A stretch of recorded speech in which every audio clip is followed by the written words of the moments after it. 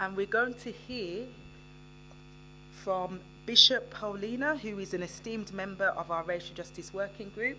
She's also the head of the Lutheran Church and newly appointed Churches Together in England president. Please give her a round of applause as she comes to present about her work in the stream.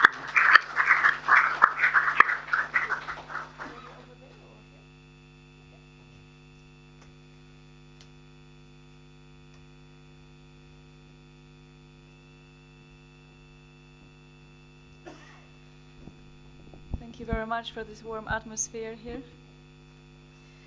I want to tell you at the beginning that I don't think I have a presentation with me. I rather share a testimony on how we see the racial justice within the Lutheran churches in this country and beyond. First of all, I would like to bring greetings from Dr. Anna Kraus, who was the president of the fourth presidency group before my time. I just attended her installation in Germany, in Wittenberg, to her new office there. I want to thank Bishop Mike and Sharmara for the racial justice work they are doing with us here in the CTE, and the whole team of people they brought to the group. And I want to thank Richard Reddy, who is doing a great work, great job on the same subject for so many years, continuing working with other bodies and with us here as well. Thank you for your expertise, Richard. And lastly, I want to thank my husband. Some of you may know him, Reverend Hlawiczka-Trotman, who was the former director for the racial justice work in CTVI in the past. And as you can imagine, he's the first person I started learning from about these issues.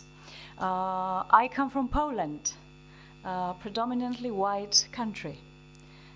Speaking Polish language in the past, also compulsory Russian. We had to speak Russian, but then since we are free over only 30 years, we can speak English and German and learn other languages as well. But we never had experience in my childhood to have different cultures in our country. We were all Polish and we were all white, and this is how we grew up. The Lutheran Church in Great Britain, where I'm serving, is called a migration church, and some of you know this expression if it comes to the Lutherans in Britain. We are around 30% of black people, 30% of white people, and 40% of people from Asia, Asian region and continent. 90% of our people are migrants and refugees, and around 5% the local, we would say, British people. And yet, we have never ever been talking about racism or racial justice work. And of course, like many people have been triggered by the event of George Floyd's death, we also had our moment. And then the bishop of the Lutheran Church in 2020, Bishop Thorberger Jorgensen, my predecessor, he said we must start racial justice work like it's being done in other places. We have to talk about it. We have to see what our people are talking about and how they are feeling, what's going on between us, since we are so well mixed. And we started in 2020 at the Synod in April, in June, we started a racial justice core group. We called different people to join the dialogue, and we were so hopeful that we are going to learn from our black brothers and sisters, and also Asian brothers and sisters. And what was the experience? The first conversation, they said, we don't want to talk about it with you. We are part of this church. We are Lutherans. we have kept peace with you for so many years, because you never asked us about these things in the past, and you were never keen to know anything on these things. So it made us feel, you can imagine, shocked at first, because we were proud that we opened a group for a conversation, that we are now going to work and do something. So of course we didn't feel that great anymore.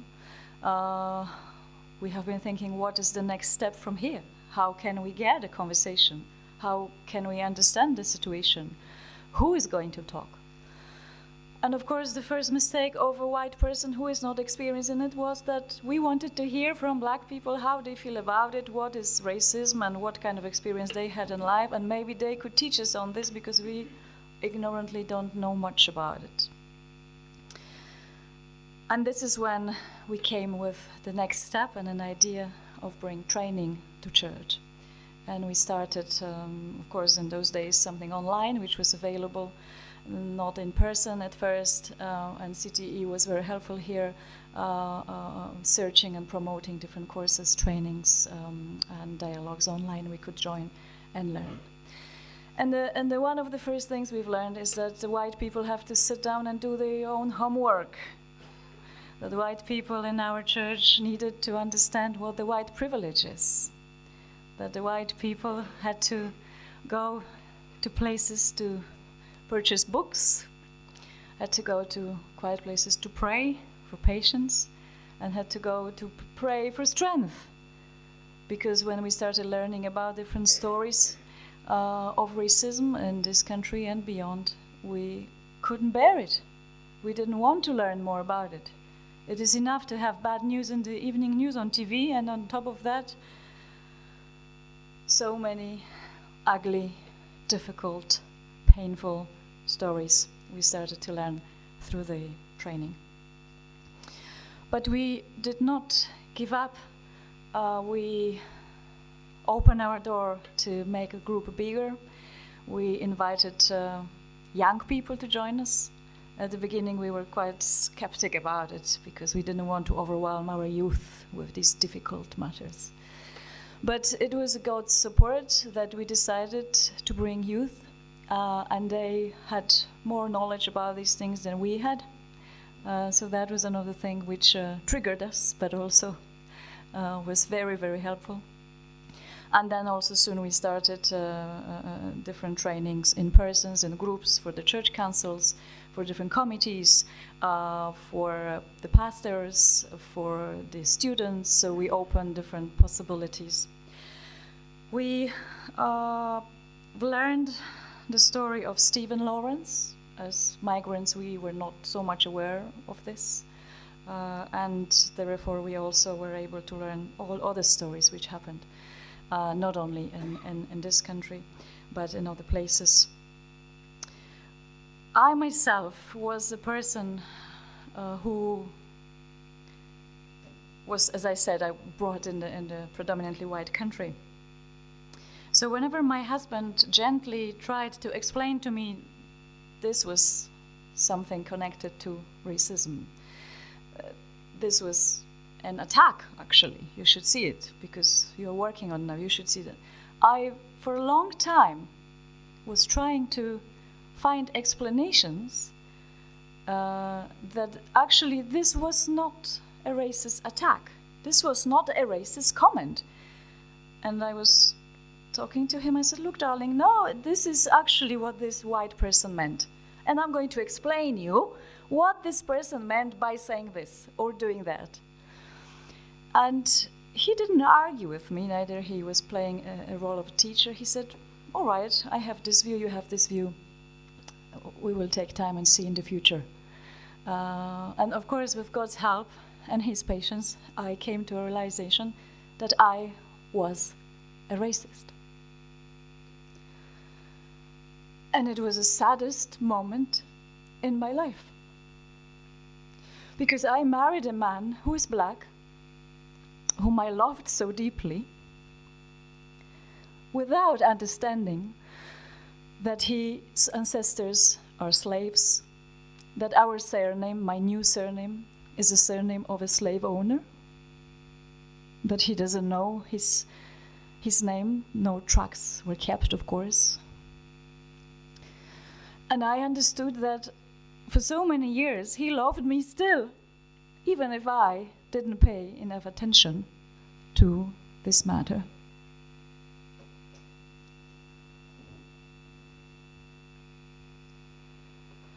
Therefore, I felt that it is my duty to commit time to church and my people to talk about it more deeply, and to try to ask questions which have been never asked, and also to admit the mistakes we as the white part of the Lutheran Church have been making, consciously and unconsciously, from the perspective of a white privilege and our also white fragility.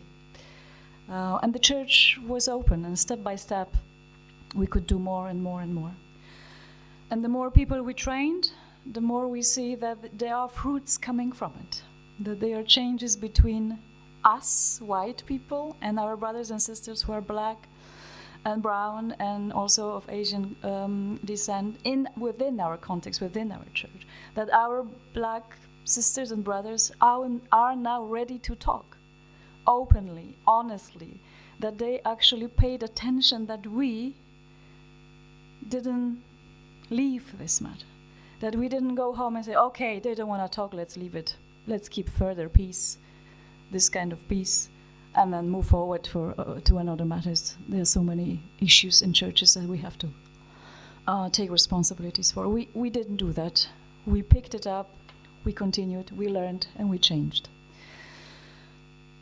And I'm so grateful for that, because the whole church is different.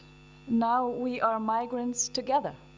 It's not like this is now this white group doing this, and our black group is doing that, and brown and Asian, and no, we are doing things together, and we have a very different understanding of how togetherness looks like and what it should be. And also, finally, our friends whom we know for so many years, who are also coming from the ancestry of slavery, who have different stories of modern racism, subtle racism, all these things. When they started to talk to us about it, finally, after maybe it was like 2 years, and they opened up, we felt so grateful and so privileged that they now trust us after our ignorance, stupidity, and us who wanted to lead and explain the world from the context of the white privilege. So the big progress is visible, and we continue and we do different things together. We have newcomers from different university chaplaincies where we have our mission as well. And these people who may not be connected to church coming to us because we are doing racial justice. So that is something, I think, which we would call a mission. But of course, the racial justice work is for us the most important. And if we, in this context, and if we can bring someone to Christ through this work, that is a benefit. That is a benefit we have never expected. I also want to say a word about the University of Nottingham, where I work as a chaplain. I'm still working and doing my little functions in different places, because the role of a bishop of the Lutheran Church is not full-time paid. It's more of an honorary position.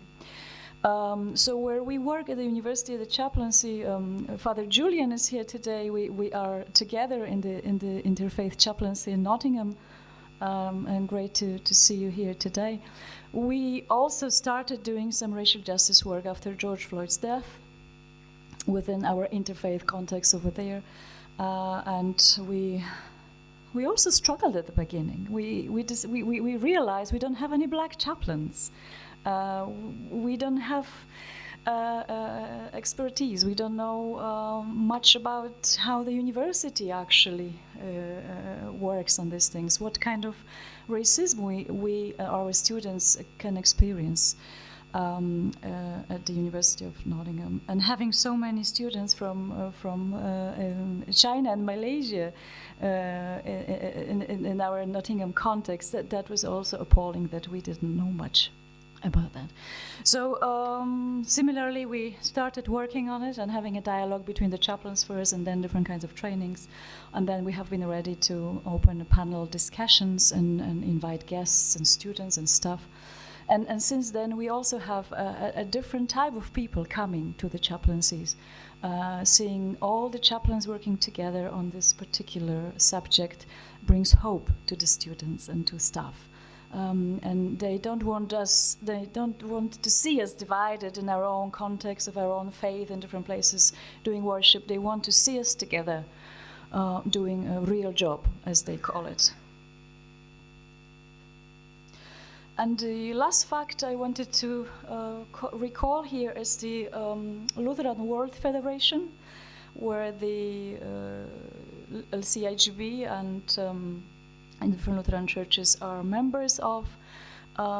It's like an umbrella institution for different Lutheran churches around the world. Shermara showed us a slide of a theology panel and advocacy panel. In the teaching of Lutheran World Federation, we call it theology of advocacy. We have this kind of term. And the advocacy, especially in the racial justice work, is a task which would be surely undertaken by Jesus, who was never white. Thank you.